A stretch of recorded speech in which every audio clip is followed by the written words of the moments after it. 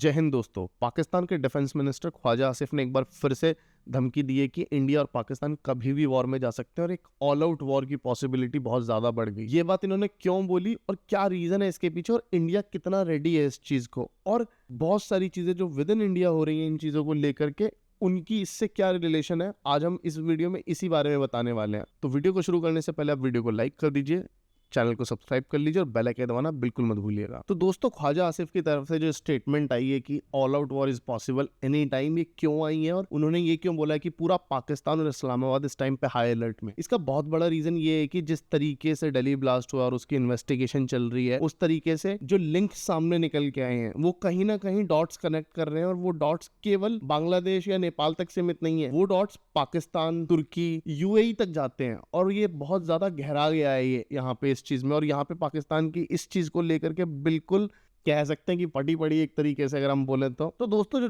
दिल्ली का ब्लास्ट हुआ था उसमें पता लगा है कि इन लोगों की जो तैयारी थी वो बहुत पुरानी थी। 3-4 साल से इस चीज की तैयारी कर रहे थे, लगभग 2020 से ये चीज स्टार्ट हुई थी। और वहां पे जो उमर नबी है उसके लिंक पाए गए हैं कि वो पहले वो तुर्की गया था और वहां से वो सीरिया गया था, और इसके अंदर जो पूरी प्लानिंग की गई थी, ये दोनों जो विजिट हुई है तुर्की और सीरिया की, ये बहुत ज्यादा बड़ी हो जाती है क्योंकि इसमें जिन लोगों से मिला है वहां पे उनकी इन्वॉल्वमेंट बताई जा रही है कि वो लोग केवल और केवल मतलब ऑर्डिनरी पाकिस्तानी टेररिस्ट नहीं थे या फिर पाकिस्तानी टेररिस्ट आउटफिट के लोग नहीं थे। वहां पे उनकी जो इन्वॉल्वमेंट है वो हमास तक से और आईएसआईएस के से बताई जा रही है। और उसके बाद कल की जो न्यूज आई थी जिसमें कश्मीर टाइम्स के ऊपर जो रेड हुई और वहां से जिस तरीके की चीजें बरामद हुई हैं, और उसके बाद जो मल्टीपल जगहों पे छापे मारे हैं हमारी इंटेलिजेंस एजेंसी ने, उसने जिस तरीके के एक्सप्लोजन किया है इंफॉर्मेशन का, ये पूरा का पूरा प्रोपेगेंडा चला था under the umbrella of freedom of expression, और इन सब चीजों को तैयार किया जाता था। बैकएंड पे इस तरीके के मीडिया आउटलेट टेरर फंडिंग और मनी लॉन्ड्रिंग से भी जुड़े हुए बताए गए हैं। और दोस्तों, जैसे कि पहले मैंने मेंशन किया था कि प्री प्लान अटैक था और यहाँ पे हमास की प्रेजेंस बताई गई है। और हमास की प्रेजेंस यहाँ पे क्या इंडिकेट करती है, तो मैं आपको बता दूं, हमास की प्रेजेंस यहाँ पे एक सबसे बड़ी चीज इंडिकेट करती है कि किस तरीके से जो वर्ल्ड वाइड टेरर आउटफिट है, जो बहुत बड़ी बड़ी कंट्रीज है और बहुत बड़ी बड़ी ऑर्गेनाइजेशंस है, सर्टेन अम्ब्रेला के अंदर फंड करती है, किस तरीके से इंडिया के अगेंस्ट प्लॉट कर रही थी। और ये सारी चीजें ठीक उस टाइम पे हो रही है जब पाकिस्तान को अमेरिका का बहुत ज्यादा साथ मिला हुआ है, और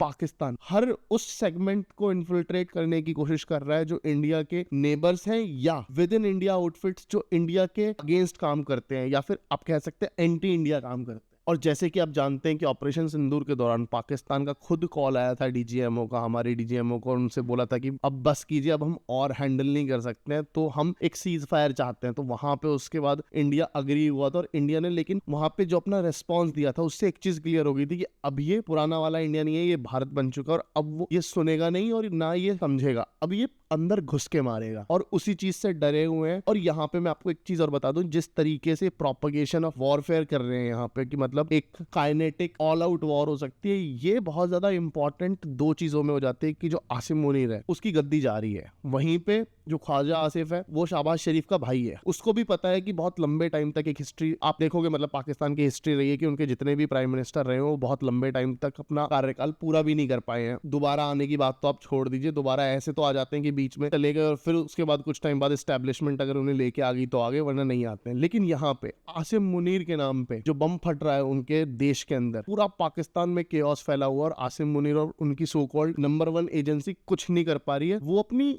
जान और अपनी गद्दी बचाने के लिए एक high and kinetic war India से इनिशिएट कर सकते हैं। जो पॉसिबिलिटीज बताई जा रही हैं उसके अंदर ये है कि यहाँ पे ये लोग इंडिया के ऊपर मतलब ब्लेम कर देंगे कि खुद से एक इन्होंने फॉल्स फ्लैग ऑपरेशन किया और उसका ब्लेम इंडिया के ऊपर डाल दिया, जिससे ये इंडिया के ऊपर अटैक कर सके, या फिर इनको एक तरीके से मतलब वहां पे मिल जाए कि भाई हमने, इंडिया ने हमारे ऊपर अटैक किया इसलिए अब हमें एक्शन लेना पड़ेगा। इन्हें पता है कि ये हारेंगे, लेकिन इनका जो पर्पज है वो सॉल्व हो रहा है इसके अंदर। वो पर्पज क्या है कि इनको अपनी गद्दी बचानी है। आसिम मुनीर को पता है कि उसके देश में इस तरीके का अनरेस्ट फैला हुआ और लोग उसके खिलाफ इस तरीके पे हैं, लोग उसके खिलाफ इस हद तक हैं कि अगर कल को वो आर्मी चीफ की गद्दी से हट जाता है, फील्ड मार्शल की गद्दी से हट जाता है, परसों उसको शायद छोड़ेंगे नहीं, परसों उसको कहीं ना कहीं हलाक कर दिया जाएगा। यहाँ पे हमने कल एक वीडियो पोस्ट करी थी जिसमें हमने एक्सप्लेन किया था कि किस तरीके से चाइना ने एआई का यूज करके फेक प्रोपागेंडा रन किया था, जिसमें उन्होंने बताया था कि इंडिया के इतने जहाज गिर गए, और वो सारी की सारी जो इमेजरी थी वो या तो किसी गेम से ली हुई थी या फिर वो इमेजरी किसी एआई मॉड्यूल से बनाई हुई थी। यहाँ पे पे जो यूएस की रिपोर्ट आई थी उसने इस चीज को बस्ट किया था। लेकिन इस चीज का भी इसमें बहुत बड़ा हाथ है, क्योंकि कल को अगर वॉर शुरू होगी तो पाकिस्तान को पता है कि इंफॉर्मेशन वॉरफेयर में चाइना उनका साथ देने वाला है और वहां पे वो किस तरीके से मोल्ड कर सकते हैं, लेकिन सच को छुपा नहीं सकते हैं। ये चीज कैसे प्रूव हो गई मैं आपको बता देता हूँ। जो कल रिपोर्ट आई थी उसको और ज्यादा पक्का कैसे कर दिया गया है आप देखेंगे तो यूक्रेन ने अभी कुछ समय पहले राफेल जेट एक्वायर किए, जिसमें उन्होंने 100 राफेल जेट्स का ऑर्डर प्लेस किया है फ्रांस को, और वहीं पे उन्होंने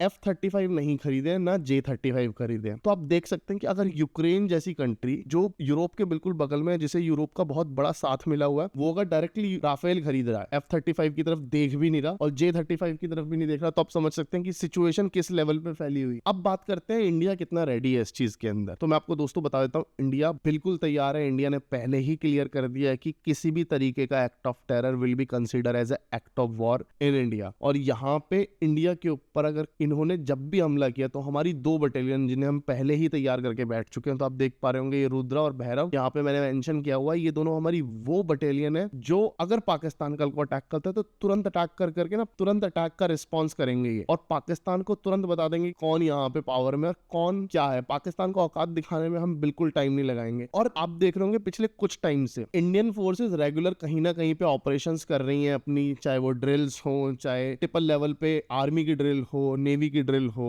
या फिर एयरफोर्स की ड्रिल हो, या सबकी मिलाकर के त्रिशूल जैसी एक्सरसाइज हो, ये सब कंडक्ट की जा रही है। ये सब दोस्तों तैयारी की जा रही है एग्जैक्टली कि देखो वॉर आज नहीं तो कल होनी है, वो इमिनेंट है, पर उसके लिए हम किस तरीके से तैयार हैं, किस लेवल पे तैयार हैं, वो ये सारी चीजों से पता लग जाता है। लेकिन यहाँ पे हम बांग्लादेश फैक्टर को भी इग्नोर नहीं कर सकते, क्योंकि जो अभी इन्वेस्टिगेशन हुई है उसमें पता लगा है कि जो चिटेगॉन है बांग्लादेश का, वो न्यू लॉन्च पैड है पाकिस्तान और आईएसआई के टेरर मॉड्यूल्स का। वहां से बहुत ज्यादा बड़े लेवल पे पाकिस्तान बेस्ड जो टेरर आउटफिट्स हैं उनके लिंक निकल के आ रहे हैं। और पिछले कुछ टाइम में एक रिपोर्ट आई थी जिसमें बताया गया था कि 12 आईएसआई के डेलीगेशंस डायरेक्टली बांग्लादेश गए थे, और उन लोगों की वजह से ही ये अटैक प्लान हुआ था। और ये जो प्लान कर रहे थे इंडिया के ऊपर अटैक करने का मल्टीपल जगहों पे, जिसको हमारी एजेंसीज ने न्यूट्रलाइज कर दिया, लेकिन उसकी प्लानिंग और प्लॉटिंग वहां पे की गई थी। मतलब वो बेसिकली एक तरीके से हब बना दिया गया। तो बांग्लादेश, जैसे हमने पहले भी मेंशन किया है कि इस टाइम पे टेरर हब बन चुका है, मिलिटेंट्स का अड्डा बन गया है, और वहां पे किस तरीके से एंटी इंडिया एक्टिविटीज की जा रही है। तो यहाँ पे हमें हो सकता है कि 2 फ्रंट वॉर देखने को मिल जाए। 2 फ्रंट वॉर के अंदर हमारा पहला पाकिस्तान और दूसरा बांग्लादेश होगा। लेकिन यहाँ पे एक बहुत हाई पॉसिबिलिटी कि जो आपका 0.5 फ्रंट वॉर है उससे आप कैसे हैंडल करोगे, उससे आप कैसे निपटोगे। जो आप देख रहे हैं देश के अंदर, चाहे एसआईआर चल रहा हो, चाहे कुछ भी चल रहा हो, और ये जितनी ईडी की रेड चल रही है, एनआईए की रेड चल रही है, ये वो 0.5 फ्रंट वॉर है, उसकी ही तैयारी की जा रही है और टेक्निकली उन पे ही शिकंजा कसा जा रहा है। आपको याद होगा कुछ टाइम पहले सर क्रीक के बारे में राजनाथ जी ने एक बयान दिया था कि जिसमें उन्होंने बोला था कि कराची का रास्ता सर क्रीक से होकर जा। तो वो केवल एक मियर बयान नहीं था, वो एक डायरेक्टली इंडिकेशन था कि अगर तुम उंगली करोगे तो हम पूरा हाथ डाल देंगे तुम्हारे मुंह के अंदर और तुम्हारी जुबान खींच लेंगे बाहर। हाँ जी, आप लोग गलत मत समझिएगा, ये एग्जैक्टली यही इंडिकेशन था। पाकिस्तान को इतना डायरेक्ट भाषा में राजनाथ सिंह जी का बोलना, और उसके बाद सेम बयान हमारे आर्मी चीफ का आया था सर क्रीक के बारे में, ये इंडिकेट करता है कि इंडिया किस लेवल पे रेडी। और इंडिया अगर वॉर में जाता है तो ज्यादा टेंशन इंडिया को होने की जरूरत भी नहीं है, ना लेने की जरूरत। और इंडिया अगर वॉर में जाता है तो ज्यादा टेंशन इंडिया को नहीं होगी बल्कि पाकिस्तान को होगी, क्योंकि पाकिस्तान में मल्टीपल जगहों पे टेरर ब्लास्ट हो रहे हैं। और जो इनके अंदर के टेरर आउटफिट थे, जो इनके अंदर ही ब्लास्ट किया करते थे पाकिस्तान में, वो पहले इनके गाँव कस्बों में ब्लास्ट किया करते थे, अब वो अपग्रेड हो गए और नाउ वो उनकी सिटीज तक पहुंच गए हैं। और यहाँ पे अगर कोई सिचुएशन आती है जिसमें वॉर की सिचुएशन आती है तो सबसे ज्यादा टेंशन इंडिया की जगह पाकिस्तान को ही होने वाली है, क्योंकि पाकिस्तान अंदर से बहुत ज्यादा डिस्टेबलाइज्ड है राइट नाउ।